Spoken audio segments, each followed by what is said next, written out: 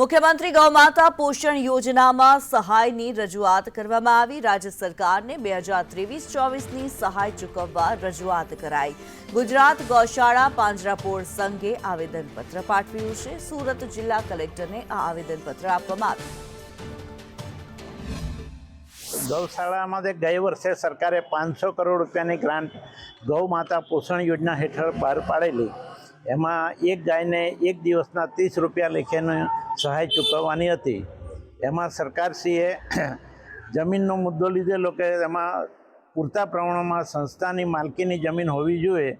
એને માટે અમે સરકારને રજૂઆત કરી ગાંધીનગર ને એ કરીને સરકારને ફેર વિચારણા કરીને એ મુદ્દો રદ કર્યો નથી। તેમ છતાં સુરત જિલ્લાએ જમીનનો ઉલ્લેખ કરીને એના વાંધા કાઢીને આ મોટેભાગની સંસ્થાની સહાય નામંજૂર કરેલી છે।